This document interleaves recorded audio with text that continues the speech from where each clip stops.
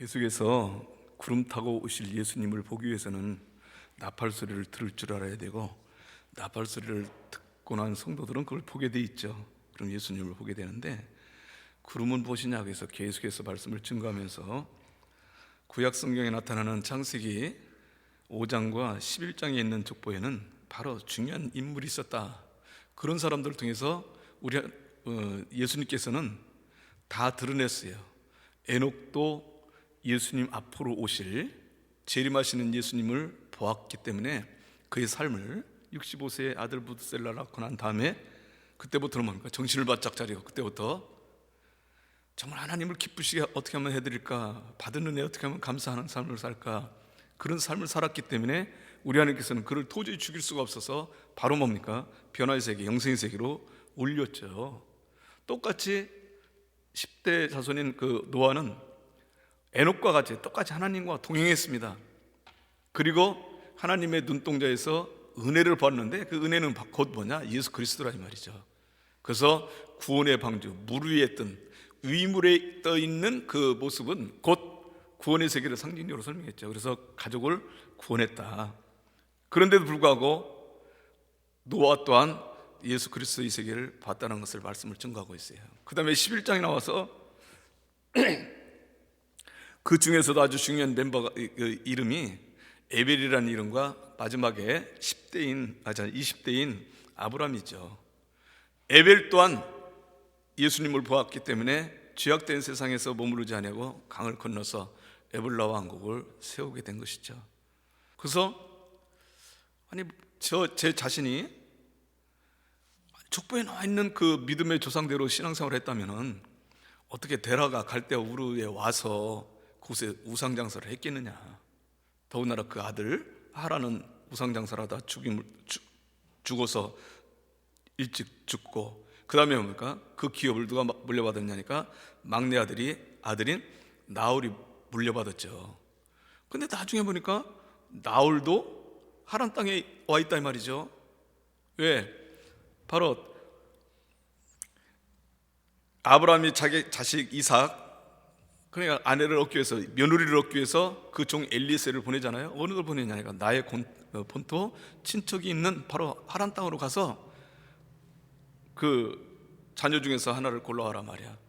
그런데 나홀의 아내인 밀가의 딸이 밀가를 통해서 난 자식이 부두엘인데 그 부두엘의 딸이 리브가였다 이 말이죠. 그러고 보니까 나홀이 분명 갈대아 우르에서 살았는데 그곳에서 1차 명령 받았을 때 나온 건 누굽니까? 바로 아버지 데라와 그 다음에 하란의 아들인 롯과 그 다음에 아브람과 그 다음에 그 아내죠 사라가 나왔는데 나오는 그곳에 머물렀단 말이죠. 근데 도대체가 나중에 보니까 하란 땅에 와 있는 거야. 그래서 참 이상하다. 하나님의 말씀은 1.1획도 틀림이 없고 반드시 그곳에 뜨시는데 뭐 때문에 이렇게 이리 갔다 저리 갔다 뒤죽박죽일까? 그러면서 또 뭡니까? 그렇다면 아브라함의 고향이 어디냐? 갈대아 우르도 고향, 하란 땅도 고향. 그곳에서는 이미 뭡니까? 거리상으로 보면은 대략 600km에서 800km가 떨어져 있는 장소입니다. 위치입니다. 그러니까 이건 맞질 않거든요. 그런 가운데서 정말 기도 가운데서 그곳에 책갈피에다 기록하면서 그 부분을 읽을 때마다 하나님 이게 어떻게 된 겁니까? 당신이 멋대로서 기록한 것은 아닌데 분명 읽는 사람들이 저 말고도 많은 사람들이 궁금증을 나타낼 거 아닙니까? 가르쳐 주십시오. 그런데 제가 그것을 자료를 수집하다 보니까 에볼라 왕국에 대해서 연구를 하게 되죠.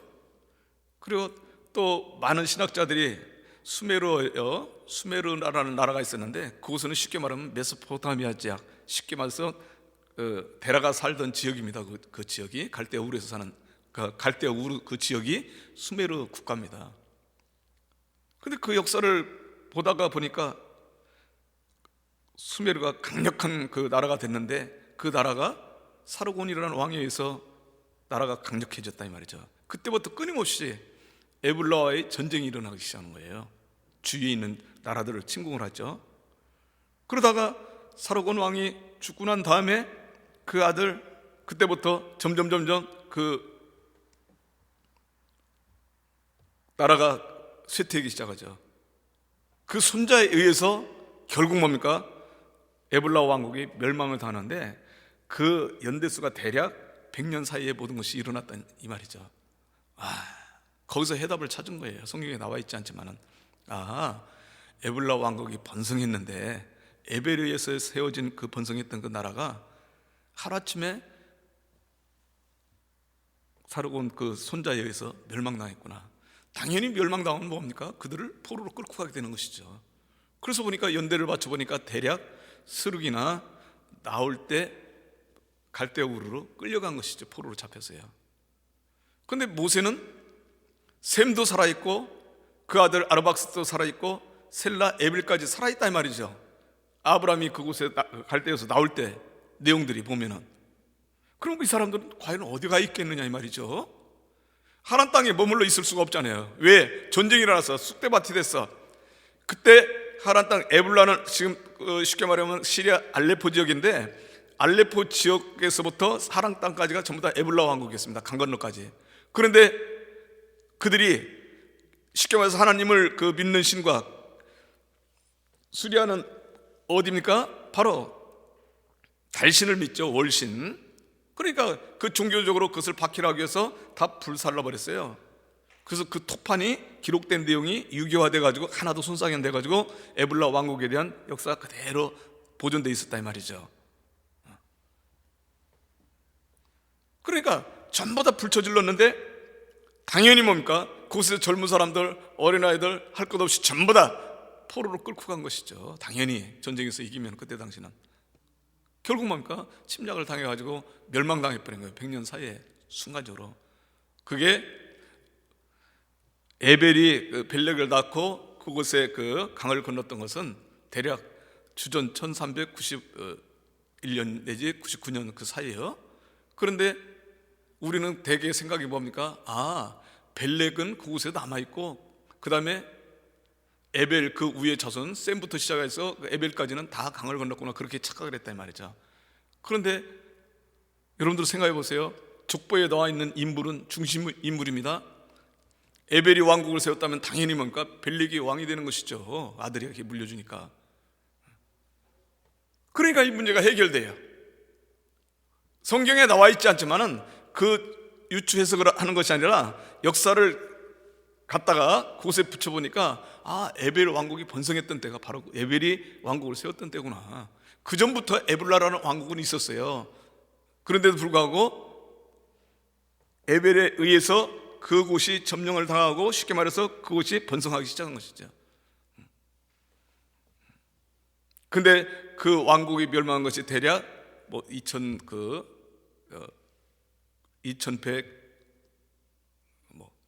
2120년, 2200년 그 사이에요.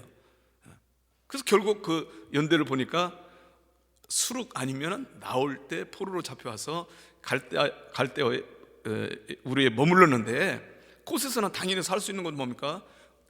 하나님을 믿고 살 수가 없잖아요. 포로로 잡혀갔는데. 그러니까 당연히 뭡니까?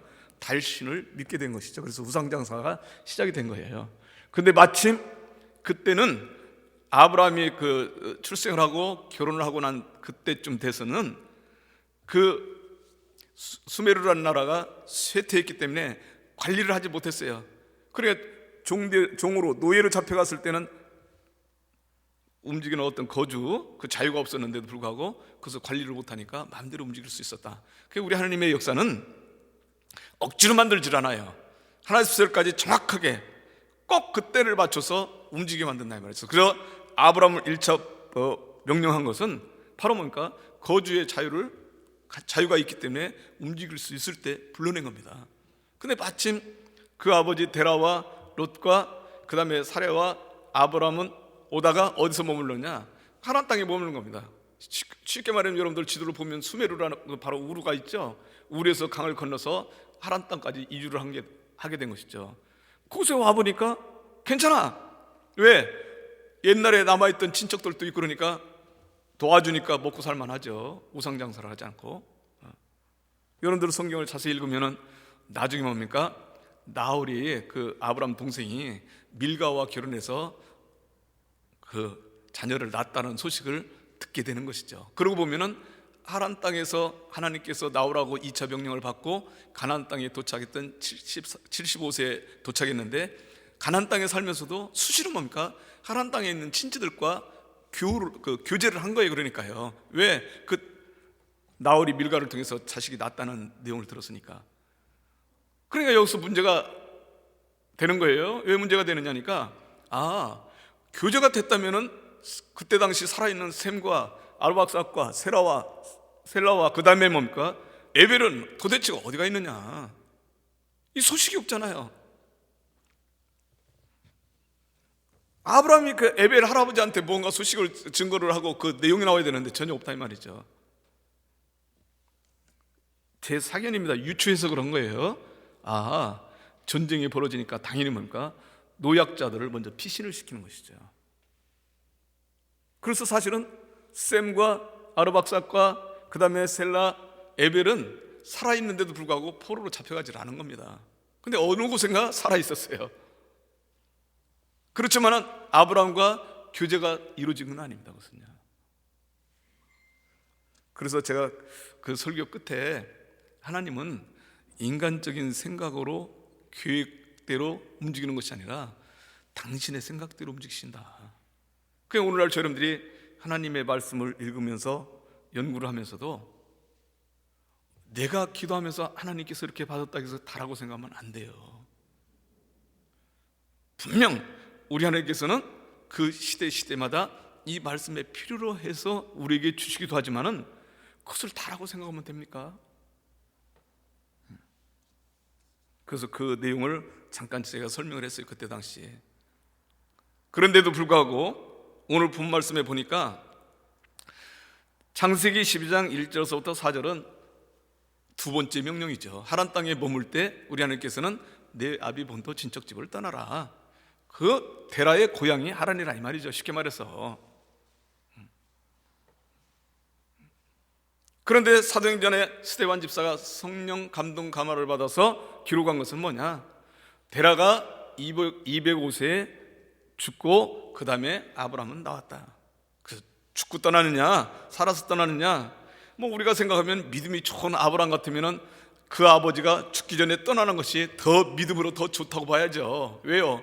아비보다 더 하나님의 명령이 앞서니까. 그럼에도 불구하고 스데반 집사는 성령 감동 감화로 말미암아 그것을 기록을 했는데 바로 데라가 죽고 난 다음에 떠났다. 이 내용들이 아주 중요한 내용입니다. 왜 그러느냐?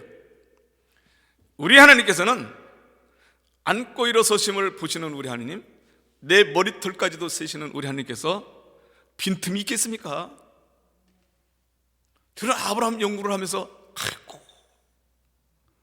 믿음의 조상보다도 오히려 하나님께서 이렇게 나의 신앙 모습을 점검을 시키는구나.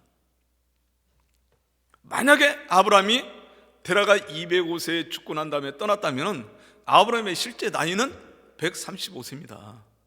왜? 그 아버지 데라가 70세에 낳았으니까요. 그리고 205세에 죽었으니까 135년 아닙니까? 그러면 가나안 땅에 도착한 것이 75세인데 60년을 어디 가버린 거야? 여러분들 지난주 설교 때 제가 뭐라고 했느냐니까, 이삭을 바쳤을 때가 대략 이삭의 나이가 신학자들은 25세에서부터 36세로 본다고 그랬어요. 36세로. 저는 36세로 보는 사람입니다. 왜 그러냐니까, 하란 땅에 머물러 있던 60년, 그것은 우리 하나님께서 볼 때는 명령대로 사는 것이 아닙니다. 그것은요, 말씀에 거역해서 그곳에서 사는 거예요. 사실은 하란 땅에 살면서 아브라함은 큰 분자가 됐습니다. 그래서 여러분들 창세기 오늘 본 말씀에 나오지 않지만 12장 5절을 읽어보면요, 아브라함이 한번 읽어봅시다. 시작. 아브라함이 그의 아내 사레와 조카 롯과 하란에서 모은 모든 소유와 얻은 사람들을 이끌고 가나안 땅으로 가려고 떠나서 마침내 가나안 땅에 들어왔더라. 자 보세요. 갈대아 우르를 떠날 때는 돈이 없으니까 빈손으로 나왔습니다. 그런데 하란 땅에서 가나안 땅에 들어올 때는 모든 소유와 하란에서 모은 모든 소유와 얻은 사람들, 종들을 말하는 것이죠. 그러니까 얼마나 큰 부자가 됐습니까? 그러나 우리 하나님께서는 그곳에서 많은 보이는 세계에서 성공을 했다 할지라도 그 생애 60년 세월을 다 하나님께서는 깎아버렸어요. 마이너스 세계죠. 자, 보세요. 만약에 아브라함이 이삭을 모리아 단산에다 바치고 난 다음에 내가 이제야 나를 경외하는 줄 알겠노라 할 때 이삭의 나이가 36세라고 보면은 횟수로는 61년이지만 만 60년입니다. 이 뜻은 무슨 뜻이냐?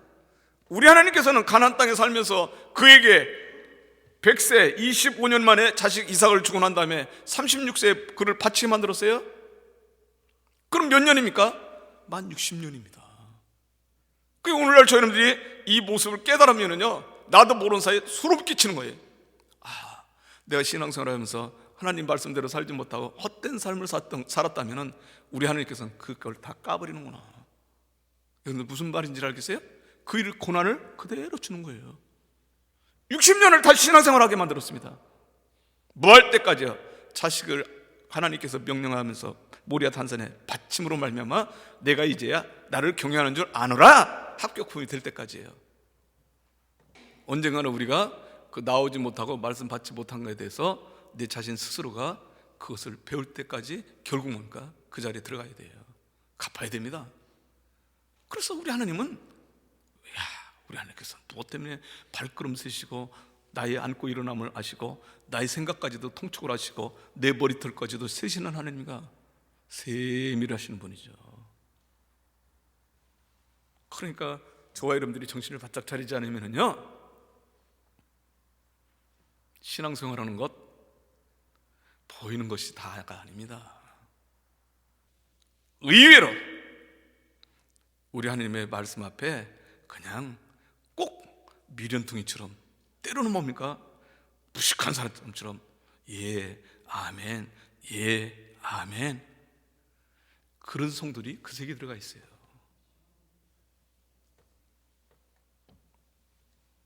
그러니까 우리가 듣지 못하는 소리가 얼마나 많아요. 그렇죠? 세상에서 듣지 못하는 소리가 더 많습니다. 그런데 우리는 대부분이 어떤 걸 듣습니까? 내가 들은 것이 단 줄 알고 착각할 때 많죠. 따라서 듣지 못하는 소리가 더 많다. 진리의 소리인데도, 진리의 말씀인데도 듣지 못하는 소리가 더 많습니다. 그러니까 저와 여러분들을 통해서 하나님께서 들려주시는 음성이 다라고 생각지 마세요.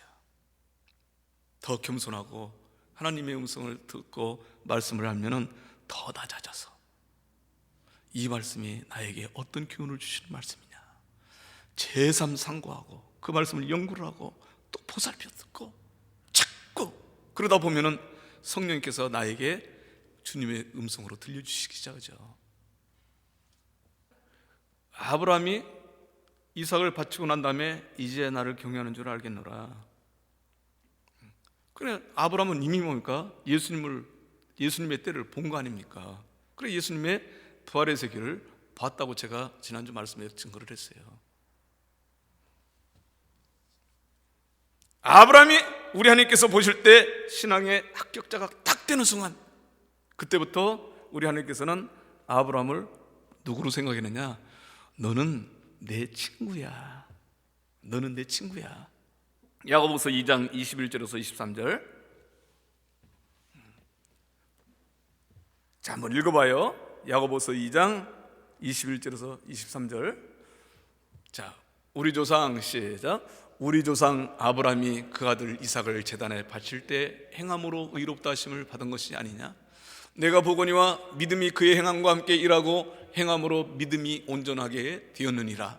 이에 성경에 이른바 아브라함이 하나님을 믿으니 이것을 의로 여기셨다는 말씀이 이루어졌고, 그것은 어느 때입니까? 그때 믿었기 때문에 이루어진 것이 아니라 이삭을 바치고 난 다음입니다. 그는 하나님의 벗이라 칭함을 받았나니. 떠요. 24절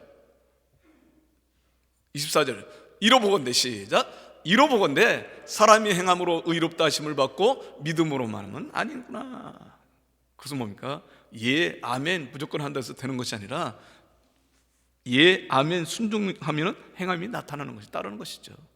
이삭을 바치라고 할 때 바쳤기 때문에 이제 나를 경외하는 줄 알겠나 합격품이 된 거 아닙니까? 역대하 20장 7절에도 바로 아브라함은 하나님의 벗이다. 우리 하나님이시여, 전에 이 땅 거민을 주의 백성 이스라엘 앞에서 쫓아내시고 그 땅으로 주의 벗 아브라함의 자손에게 영영히 주지 아니하셨나이까. 아브라함의 벗이라고 했어요. 친구라 이 말이죠. 이사야 41장 8절에서 11절 한번 더 읽읍시다. 자, 한번 읽어봐요. 8절 시작. 그러나 나의 종 너 이스라엘아, 내가 택한 야곱아, 나의 벗 아브라함의 자손아, 내가 땅끝에서부터 너를 붙들며 땅 모퉁이에서부터 너를 부르고 내게 이르기를 너는 나의 종이라고 내가 너를 택하고 싫어하여 버리지 아니하노라. 나의 벗 두려워하지 말라. 내가 너와 함께함이라. 놀라지 말라. 나는 내 하나님이 됨이니라. 내가 너를 굳세게 하리라. 참으로 너를 도와주리라. 참으로 나의 의로운 손으로 오른손으로 너를 붙들리라. 보라, 내게 노하던 자들이 수치와 욕을 당할 것이요 너와 다투는 자들이 아무것도 아닌 것 같이 될 것이며 멸망할 것이나. 하나님이 나의 친구인데 세상에서 나를 건들 사람이 어디 있습니까? 여러분들 대통령 친구가 된다면 그 사람 함부로 건드릴 수 있어요? 마음대로 못하죠. 하나님이 나의 친구다. 세상이 나를 건들고 싶어도 못 건드리는 거예요. 아브라함은 바로 하나님의 친구라 이 말이죠. 여기서 벗 친구라는 히브리 원어는 아하브인데, 아하브, 또 헬라는 단순하게 힐루스라는 용어를 써요. 힐루스라는 그냥 친구, 벗이라는 뜻이에요. 그런데 그 뜻을 해석을 하면은 사랑하는 자, 애정을 갖는 자, 이렇게 해석을 합니다. 아하브나 힐루스는 친구라는 뜻인데 그 친구는 그냥 친구가 아니라 사랑하는 자, 내가 사랑하는 자, 연애하면서 사랑하는 자를 말하는 거예요. 그렇게 또 애정이 갖고 있는 자, 그를 친구라고 했다 이 말이죠. 그러고 보면은 아브라함은 어느 순간인가 하나님께 사랑을 받는 자입니다. 하나님의 애정이 듬뿍 들어가 있는 사람이에요. 그렇게 변해버린 겁니다. 잠언서 17장 17절 말씀에, 잠언서 17장 17절 말씀에 친구는 사랑이 끊이지 아니하고 형제는 위급한 때까지 위하여 나누리라. 물론 형제까지 나오지만 친구는 뭐라고요? 사랑이 끊이지 아니하고, 사랑을 끊이지 아니하고. 솔로몬이 아가서를 지으면서 아가서를 여러분들이 잘 읽어보면은 그곳에는 전부 다 사랑의 시예요. 게달 여인을 얼마나 흠모하고 사랑했는지 그 게달 여인에 대해서 표현하는 내용들이 아가서에 다 나오고 있습니다. 아가서 5장 1절과 16절 다 읽어야 되겠지만 1절에 나의 누이 나의 신부야, 내가 내 동산에 들어와서 나의 몰약과 향재료를 거두고 나의 꿀송이와 꿀을 먹고 내 포도주와 내 젖을 마셨으니 나의 친구들아 먹어라. 나의 사랑하는 사람들아 마시고 많이 마시라. 이렇게 설명하고 있습니다. 그러면 이 사랑하는 자, 친구들이 누굽니까? 하나님의 언약의 백성들을 상징적으로 설명하죠. 16절에 이렇게 기록하고 있어요. 입은 심히 다니 그 전체가 사랑스럽구나. 예루살렘 여자들아, 이는 나의 사랑하는 자요 나의 친구일 게다. 나의 친구로다. 하나님의 사랑을 받는 자, 하나님을 사랑하는 자, 그리고 하나님의 애정이 가득한 자, 그런 사람들이 벗이요 친구라는 것을 가르쳐주고 있죠. 저와 여러분들이 하나님의 사랑을 받는 친구가 되면 보이는 세계에서도 부자가 될 수밖에 없다. 오늘날 저와 여러분들이 하나님의 사랑을 듬뿍 받는 자, 애정이 있는 친구가 된다면 우리 하나님께서는 저와 여러분들을 곳간에 가득 채워준다. 자, 좋아하는 구절이니까 돈 버는 거 좋아하잖아요. 우리 잠언서 8장 17절에서 21절 한번 더 읽어봅시다.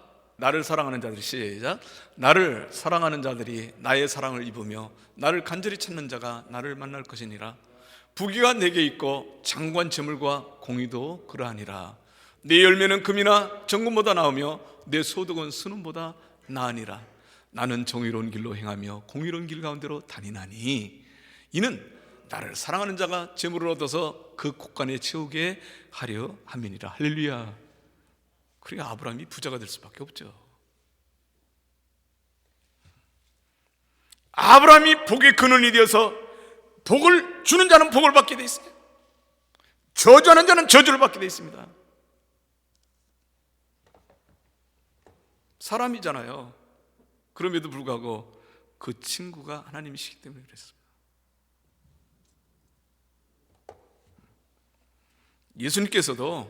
예수님께서도 신랑과 신부에 대해서 이렇게 말씀을 하고 있어요. 요한복음 3장 29절 말씀에 신부를 취하는 자는 신랑이나 서서 신랑의 음성을 듣는 친구가 크게 기뻐하나니 나는 이런 기쁨이 충만하였노라. 이렇게 말씀하고 있어요. 신랑 장가가는 때 얼마나 신납니까? 기뻐하죠. 신부를 맞이하는 그 기쁨은 이루 말할 수가 없죠. 그런데 덩달아서 누구까지 신나는 거냐? 바로 그곳에 같이 축하해 주러 온 친구들까지도 신난다 이 말이죠. 전주서 장가갔네. 너 장가 갔어. 옛날에 뭡니까? 그 장가 가는 날은 친구들 때문에 고달프죠. 왜 그렇게 짓궂는지 장가 가는 날 발바닥을 그냥 심하게 뭡니까? 얻어맞아가지고 그 이튿날은 신방에 들어가지도 못하고 그냥 쩔름거리고 다니는 그런 모습을 많이 봤어요.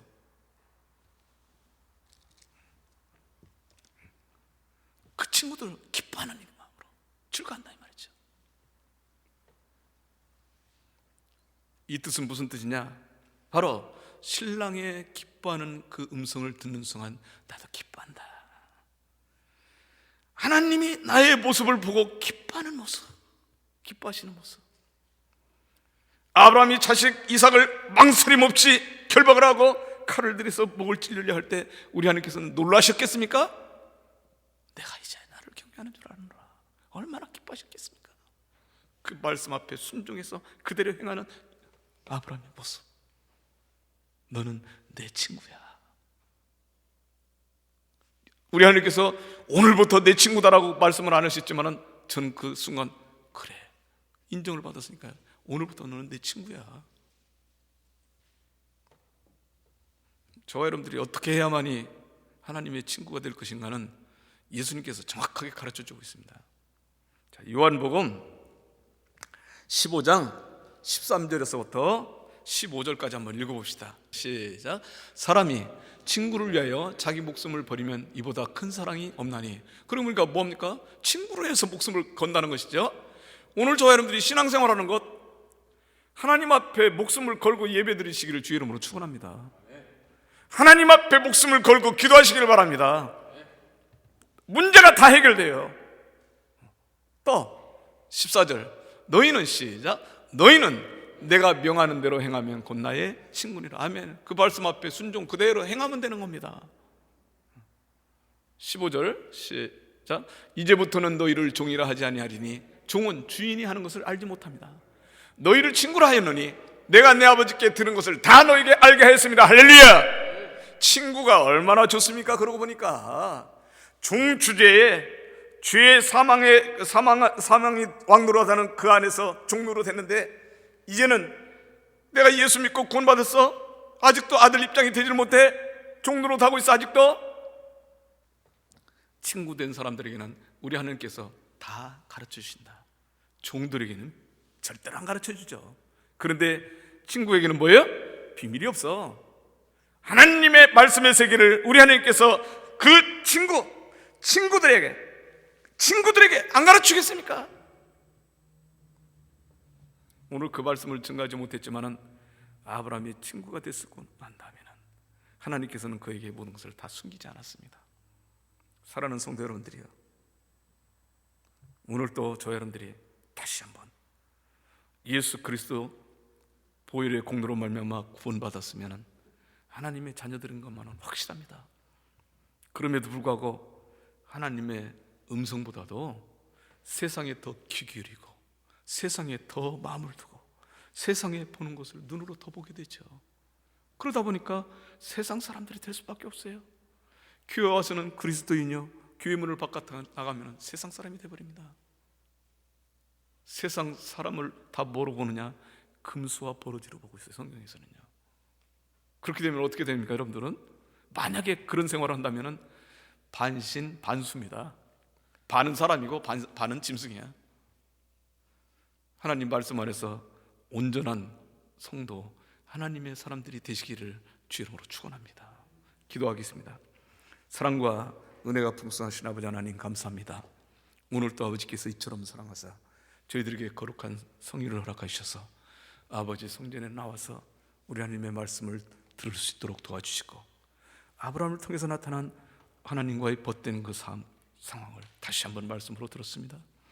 저희들 그리스도 영을 받은 그리스도인들답게 진심으로 하나님의 말씀을 위해서 목숨을 걸고, 예배를 위해서 목숨을 걸고, 기도를 위해서 목숨을 걸고, 우리 하나님 봉사하는 데 목숨을 걸을 때 저희들에게 우리 하나님께서 장래일까지 모든 것을 다 가르쳐 주신다 했사오니, 세상에서도 승리하며, 질병에서도 승리하며, 경제적인 문제에서도 승리하며, 그래서 우리 하나님 앞에 영광 돌릴 수 있도록 도와주시옵소서.